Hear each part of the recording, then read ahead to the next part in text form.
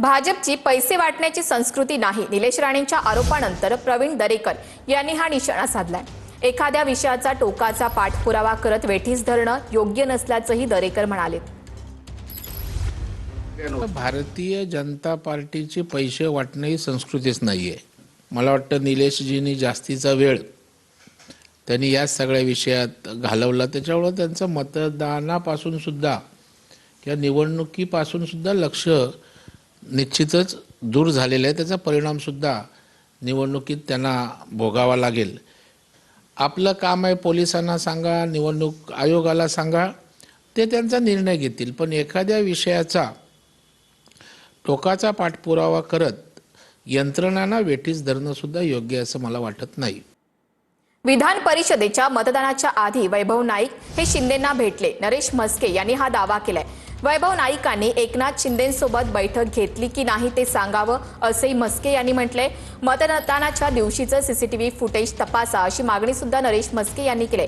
वैभव नाईकांनी शिंदेंवर केलेल्या आरोपानंतर म्हस्केंनी ही टीका केली।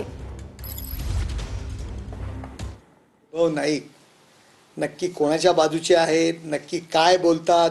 एकनाथ शिंदेंकडे आतापर्यंत वैभव नाईक किती वेळा भेटलेले आहेत? विधान परिषदेच्या मतदान होतं, त्या मतदानाच्या आधी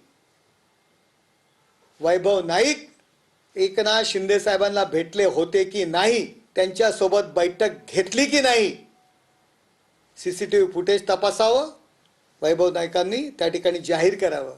त्यांना एकनाथ शिंदे साहेबांवरती आरोप करण्याचा अधिकार नाही।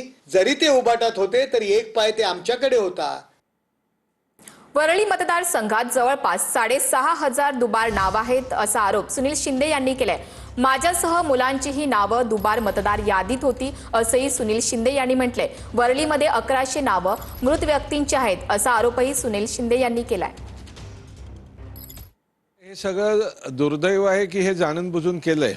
मी तर एक लोकप्रतिनिधी आहे, केवळ माझं नाव दुबार नाही तर माझ्या कुटुंबाचे नाव दुबार मध्ये लक्षात ठेवा। उदाहरणादाखल बोलायचं झालं तर वरळी मतदारसंघात किमान 6,000 दुबार नाव आहेत।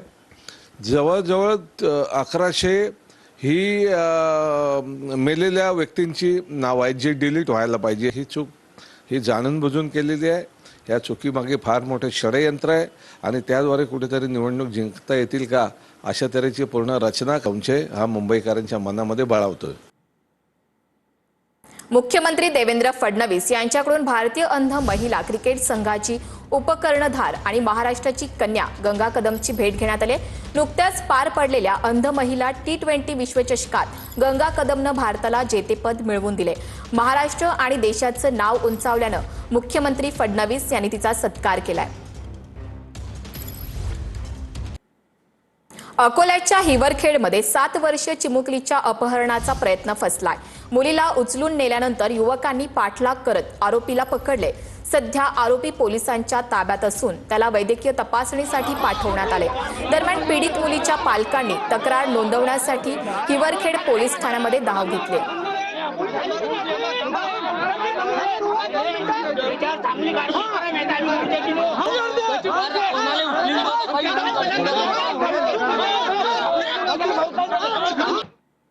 दहिसरमध्ये पत्नी आणि अल्पवयीन मुलीवर ब्लेडनं जीवघेणा हल्ला करणाऱ्या आरोपीला पोलिसांनी अटक केली। झोपेत असताना दोघींवर वार करून ठार मारण्याचा प्रयत्न केल्याची तक्रार मुलीनं केली। हल्ल्यानंतर आरोपी फरार झाला होता, मात्र पोलिसांनी काही तासातच आरोपीला अटक केली। धाराशिवमध्ये मतदान करताना महिलेचा दुर्दैवी मृत्यू झालाय। हृदयविकाराच्या झटक्यानं महिलेचा मृत्यू झाल्याची माहिती मिळते। तुळजापूर नगर परिषदेच्या प्रभाग क्रमांक 9 मधील बूथवरील ही घटना आहे।